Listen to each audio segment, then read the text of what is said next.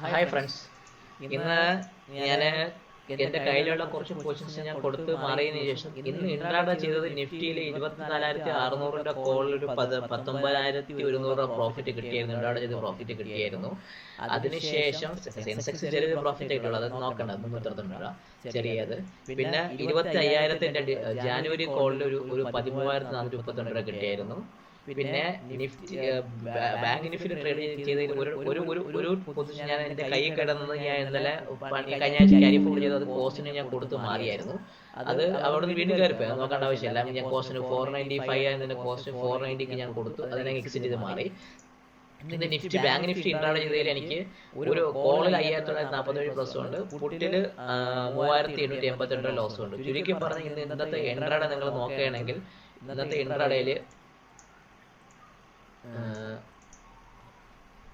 കൃത്യമായിട്ട് പറയുകയാണെങ്കിൽ 3,882 മൈനസ് 5,947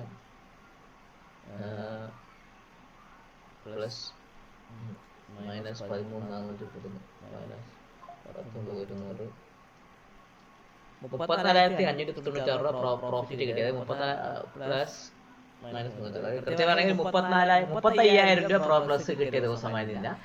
ഈ പൊസിഷൻ ഞാൻ ക്യാരി ചെയ്യുന്നുണ്ട്. 23,500 ഫിനിഫ്റ്റിന്റെ പുട്ടും നിഫ്റ്റിയുടെ 24,200 കോളുമാണ് ഞാൻ ക്യാരി ചെയ്യുന്നത്. അത് വേറൊരു ഹെഡ്ജ് സ്ട്രാറ്റജിയാണ്. എൻ്റെ കയ്യിലുള്ള ഫണ്ട് ഞാൻ വീണ്ടും നിങ്ങൾക്ക് കാണിച്ചു തരാം. 4,33,000 ഫണ്ട് ഇപ്പോഴും കിടപ്പുണ്ട്. നാളെ ഈ ഫണ്ട് വെച്ചായിരിക്കും ഇൻട്രാഡേ ചെയ്യുന്നത്. സോ ഇന്നത്തെ പ്രോഫിറ്റ് 35,000.